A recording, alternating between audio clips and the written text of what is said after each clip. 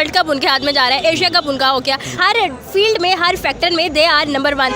आप आने वाले वक्त में ग़ज़वा-ए हिंद में शामिल होंगे पाकिस्तान फौज के साथ। हमें ग़ज़वा-ए हिंद की नहीं, हमें ग़ज़वा-ए रोजगार की जरूरत है। पॉलिटिक्स आपने सीखनी है, ना कि जो है वो पीएम नरेंद्र मोदी से सीखो। उनसे 2-2 मिनट की वीडियोस बना के आप जहादी तैयार कर रहे हैं, हंसी आती है मुझे।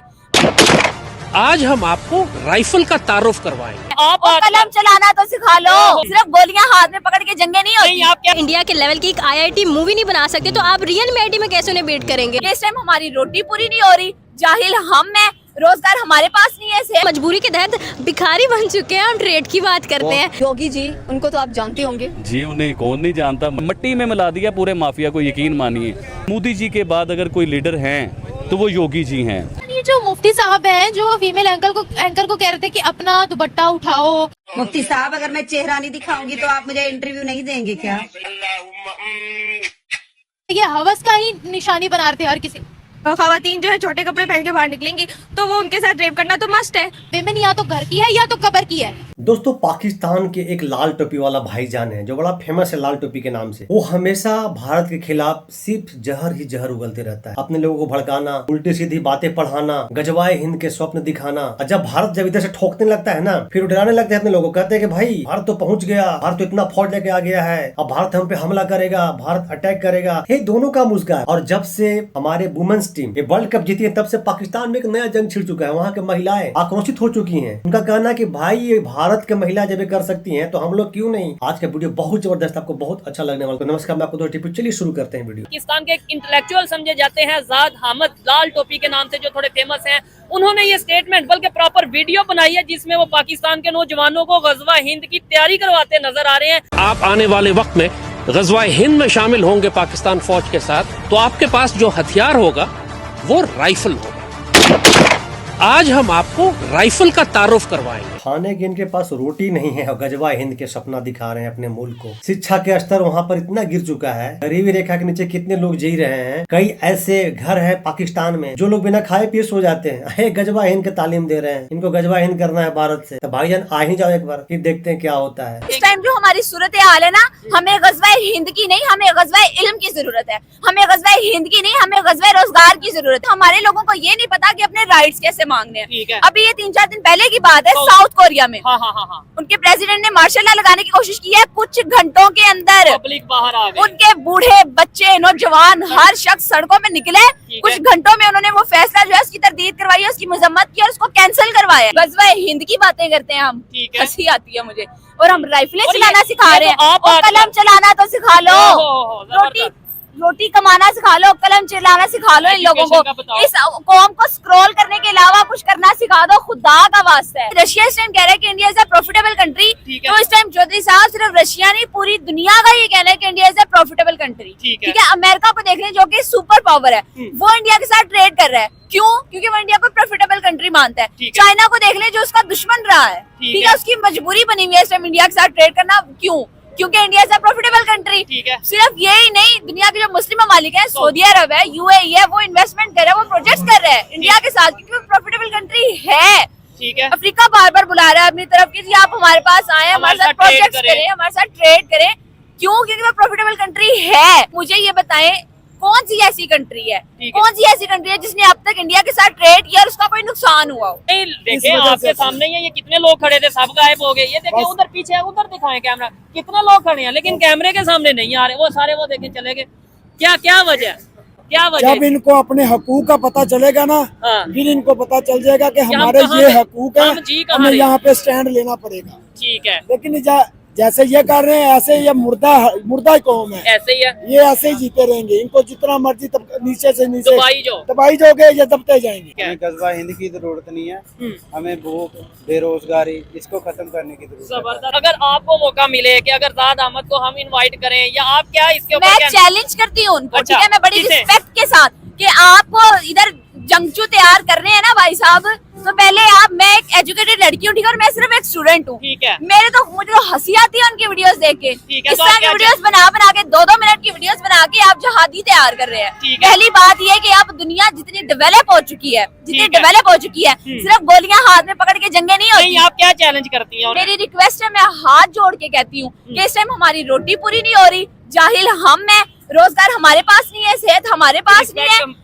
इज्जत हमारे पास नहीं है पूरी दुनिया में। पूरी दुनिया हमें मंगता कहती है। समझ गए जैद हमीद साहब। अब आपके यहाँ भी लोग जाग चुके हैं। आपके जो यूथ है वो भी जो कुछ पढ़े लिखे हैं ना, उनको तालीम हो चुकी है। लेकिन अफसोस होता है वीडियो देखने के बाद कि भाई एक कुछ ही लोग दिखते हैं। 100 का झुंड होता है ना, उसमें से मात्र 1-2 लोग ऐसे दिखते हैं। उसमें भी हर कोई की हिम्मत नहीं होता कि ऐसे आकर बात करे, जैसे कि मोहतरमा बात कर रही है इतना निडर के साथ पाकिस्तान जैसे देश में। खुदा का वास्ता है, मजहब जो है वो एक उसे मिसयूज ना उसका मिसयूज ना करें, उसके नाम पर लोगों को जज्बाती मत करें, उनको भड़काएं मत। पॉलिटिक्स आपने सीखनी है ना कि जो है वो पीएम नरेंद्र मोदी से सीखो, उनसे जाकर पता चले, आपको पता चले, उनको आइडियलाइज करो। इस चीज में हसद ना करो कि यार वी कांट डू दैट, हम ये हम वो है। यार आप सऊदी अरब से कुछ सीख लो। अब तो सऊदी अरब से छोड़ दे, अब तो अफगानिस्तान तरक्की जैसे करता जा रहा है। बांग्लादेश को देख लें आप, अफगानिस्तान को देख लें। वो ऐसा हम कहते थे साढ़े बच्चे ने, वो बच्चा आपका बाप बन गया। बिल्कुल ऐसे ही है। वो आपको बताएगा कि जी मैं बाप हूँ। 2% का बांग्लादेश को कहते रहे, आज हमारी इंडस्ट्री वहाँ पे शिफ्ट हो। अगर इंडिया की बात की जाए तो इंडिया हमसे, मुझे ऐसा लगता है कि 100 साल से भी ज्यादा आगे जा चुका है। G20 की मीटिंग हम लोग इंडिया में देखते हैं, सोलर मिशन इंडिया कर रहा है, मून मिशन इंडिया कर रहा है, वर्ल्ड कप उनके हाथ में जा रहा है, एशिया कप उनका हो गया। बिल्कुल सही, वर्ल्ड कप एशिया कप तो भाई हमारे हाथ में आ चुका है और आएगा भी। ये बात को ना बहुत तकलीफ है पाकिस्तान में, भाई होना भी चाहिए। मतलब ये कि हर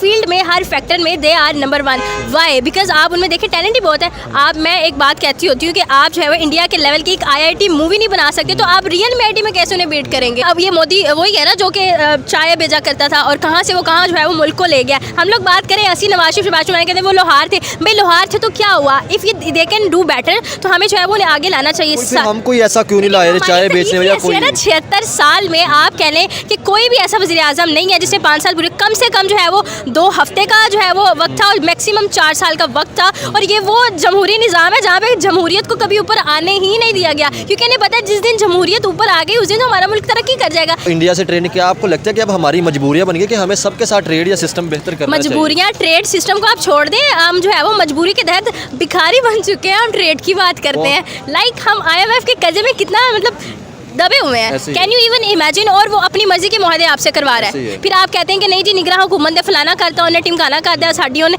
मतलब यार what the hell, this is not the solution of the thing. तो अब देख लें, इलेक्शन नहीं हो रहे, सिलेक्शन ऑलरेडी हो चुका है। वज़ीर आज़म नवाज शरीफ, क्या मकसद आपका बनता था कि आपने लाहौर की सारी सड़कों पर, पाकिस्तान की सड़कों पर आपने वज़ीर आज़म नवाज शरीफ लगा दिया? क्यों? तो टेक्नोलॉजी की तरफ क्यों नहीं आ रहे? एक तरह से वो मिसाइल लेके खड़े हो, आज भी डंडों से या बातों से हो तो वो तो मिसाइल मार के हमें दूर से तबाह कर देंगे। इन चीज़ों पर क्यों नहीं फोकस कर रहे? कभी कश्मीर का, कभी बलूचिस्तान का इशू अपने मुल्क के अंदर देख नहीं रहे, लेकिन दूसरों के अंदर जाकर देखिए वो यूथ को इसलिए एजुकेट नहीं करते। अगर यूथ एजुकेट हो गई तो यूथ उनके गले ना पड़ जाएगी जो उन्होंने गलतियां की हैं। अगर यूथ उनके गले पड़ जाती है तो उनका फ्यूचर तबाह है। ये जो बैठ के जो है वो लंबी लंबी गाड़ियों में जाते हैं, AC में उठते हैं, बैठते हैं, खाते पीते सोते हैं, बाहर उन्होंने इतनी जायदादें बनाई हुई हैं, पता ही नहीं कितनी जायदादें हैं, मतलब कितनी उनकी नस्लें जो है वो इस वक्त सवर चुकी हैं। अगर यूथ को एजुकेट कर देते हैं तो उन्हें ये सारी बातें पता चल जाएंगी। तो फिर क्या होगा? उनका खाना पीना बंद, यूथ उनके गले में से हर एक चीज़ निकाल लेगी। जब आप खुद प्रोफेशनली बाहर कदम रखते हैं, स्टेप इन करते हैं बाहर की तरफ, तब आपको पता चलता है कि जिंदगी क्या है, और तब तक बहुत देर हो जाती है। योगी जी, उनको तो आप जानते होंगे जी, उन्हें कौन नहीं जानता, मट्टी में मिला देंगे। वो तो समझ लें बहुत बड़े लोग हैं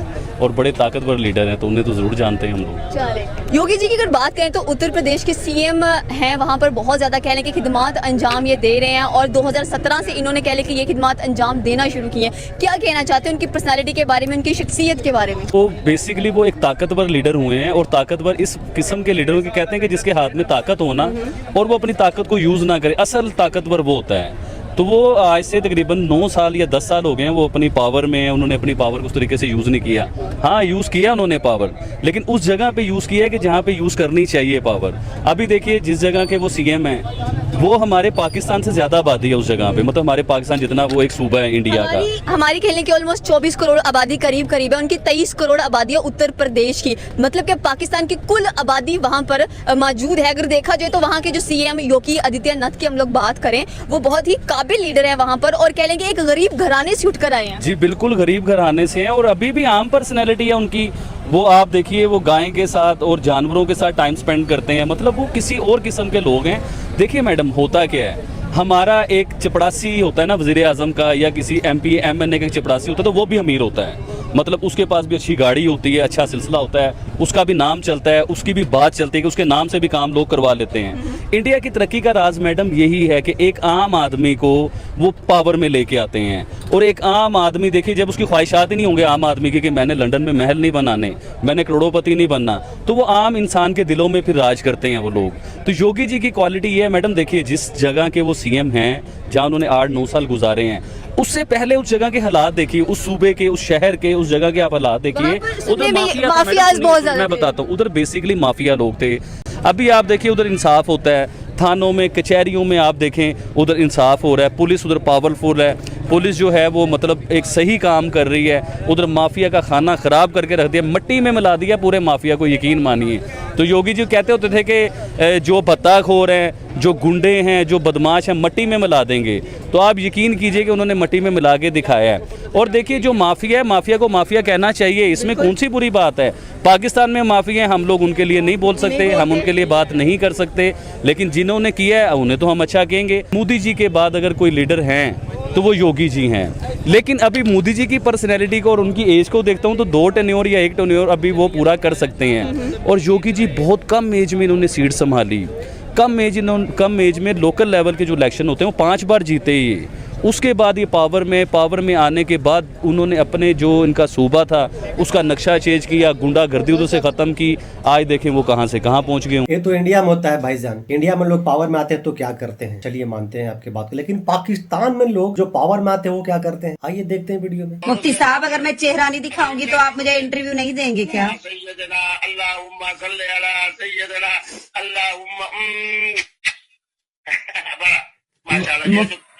तेल दिया है ना, क्या दिया है? बता दूंगी, ये बड़े वक्त वाली निशानी है, ये जो तेल है तुम्हारा वोटों के साथ। जी जी, देखा आपने वहाँ के मौलाना है जो एक महिला के साथ कैसे बदतमीजी से बात कर रहा है, और भी बहुत सारा चीज बोला है, लेकिन मैं दिखा नहीं सकता हूँ क्योंकि बैन हो जाएगी। चलिए सुनते हैं ओपिनियन वहाँ के लोगों का। ये जो मुफ्ती साहब हैं जो फीमेल एंकर को कह रहे थे कि अपना दुपट्टा उठाओ, अपना दुपट्टा पीछे करो, और बहुत सी और नाजेबा भी हरकतें कर रहे थे, आपको लगता है ये दीन की तासीर दे रहे थे या ये हवस का ही निशानी बना रहे थे हर किसी?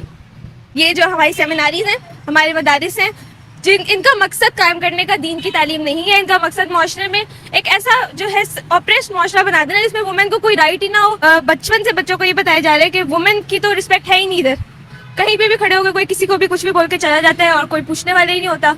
खास तौर पे हमारे जो मदारिस हैं इनमें बच्चों को यही तालीम दी जा रही है। समझ गया ना, मदरसा में क्या तालीम दी जा रही है। सुनिए मोहतरमा से, पाकिस्तान के हैं, कुछ लोगों को बड़ा तकलीफ लगता है मेरे वीडियो पे जब मैं मदरसा के नाम लेता हूँ, तो भाईजान सुन लीजिए, देख लीजिए, पाकिस्तानी है क्या, यही खुद बता रहे हैं कि वहाँ के मदरसा में क्या होता है और कौन सी तालीम दी जाती है। कह रहे पाकिस्तान के अंदर, और ये हमारा डाटा भी मौजूद है कि पाकिस्तान के अंदर जो है वो कॉलेज, यूनिवर्सिटी, स्कूल से ज्यादा मदारिस ही मौजूद है। तो आप कह रहे हो कि मदरसों के अंदर ये सिखाया जाता है कि विमेन राइट्स कुछ भी नहीं है, विमेन या तो घर की है या तो कब्र की है, ये सिखाया जाता है। हम अब यहाँ पढ़ने आए हैं, अब हम यहाँ से बाहर निकल रहे हैं, हमें अपनी सेफ्टी का पता ही नहीं है।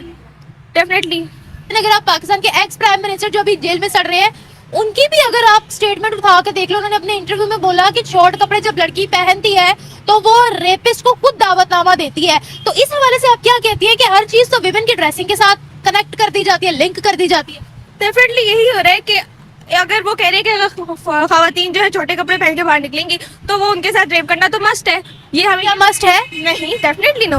ये हमारे एक्स प्राइम मिनिस्टर ने अपनी स्पीच में बैठ के कहा था, क्योंकि वो इस चीज़ की जिम्मेदारी ही नहीं लेना चाह रहे हैं कि हमारे माशरे में जो खवातीन पर जुल्म हो रहा है, जब तक उसकी जिम्मेदारी नहीं लेंगे, उसकी कोई एक्शन नहीं उनसे लिया जा सकता। तो वो इसका जो है ना सारा वुमेन की ड्रेसिंग में डाल देते हैं कि अगर वो सही कपड़े नहीं पहन के निकलेंगी तो उनके साथ तो ये होगा। जी हाँ दोस्तों, और इनको करना है गजवाए हिंद भारत से, जिनके अपने जो है छोटा सा सूबा है, छोटा सा पाकिस्तान है, वो संभल नहीं रहा है। इनको भारत से युद्ध करना है। अभी गरीबी से नहीं लड़ पा रहे हैं, करप्शन से नहीं लड़ पा रहे हैं, और इनको भारत से युद्ध करना है। भैया युद्ध क्यों नहीं करेंगे? क्योंकि इनको तो बाहर से चंदा आ जाता है। भारत से युद्ध करेंगे, सारा पैसा खत्म होगा, फिर से कोई दूसरे देश में भ्रमण करेंगे, चंदा के लिए कटोरा लेके निकल जाएंगे, वहाँ से फिर से मांग के लाएंगे, फिर से हम पे युद्ध करने का धमकी देंगे, फिर से जिहादी तैयार करेंगे और जिहादी को बॉर्डर पे भेजेंगे। लेकिन भैया वो जमाना लद गया। तो दोस्तों आपका क्या ओपिनियन है, पूरा वीडियो देखने के बाद कमेंट में जरूर बताइएगा, कमेंट सेक्शन आपका है। तो दोस्तों अभी तक आप मेरे चैनल को अगर सब्सक्राइब नहीं किए तो प्लीज मेरे चैनल को सब्सक्राइब कीजिएगा, वीडियो को लाइक कीजिएगा। तो मिलते हैं फिर से एक न्यू रिएक्शन वीडियो में, तब तक के लिए नमस्कार, राम राम, जय हिंद।